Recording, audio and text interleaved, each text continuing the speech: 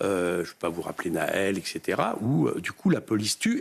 Voilà. Le slogan est redit, en fait. La police tue. Oui, et c'est c'est évidemment épuisant parce qu'ils en font un vrai. C'est militant, quoi. C'est un argument militant avec des éléments de langage qui vont avec évidemment, comme c'est militant, ça déforme la réalité. Parce que M. Coquerel, il oublie une chose essentielle. Déjà, l'affaire Naël, elle n'est pas jugée. Donc, en tant que député élu de la République, ce serait pas mal qu'il respecte la présomption d'innocence de mon collègue et qu'il attende d'avoir un jugement avant de se positionner, comme il le fait là. Premièrement, deuxièmement, il parle en effet de cas isolés. Je rappelle aussi, comme ça, qu'il y a 3 millions d'interventions par an.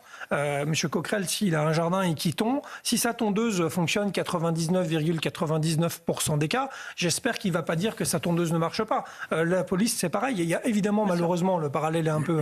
mais c'est une réalité. La police, dans sa globalité, fonctionne extrêmement bien et on a des fonctionnaires de police qui sont très professionnels. Après...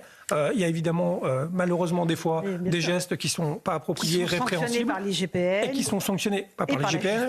L'IGPN ne sanctionne pas, elle propose après une enquête.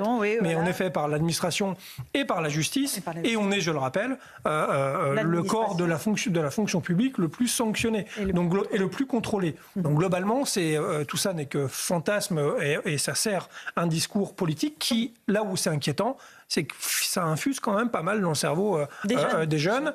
Et du coup, on se retrouve même globalement des fois sur quand on recrute, ces biais-là qui sont posés par des jeunes de bonne éducation, mais qui se disent, mais moi, intégrer un corps qui finalement est violent ou raciste, etc., ça me pose un problème. Voilà où on en est. Alors que c'est un métier noble, je le rappelle. On est les fils et les filles du peuple, je le rappelle aussi. Et globalement, on a une police qui est extrêmement républicaine.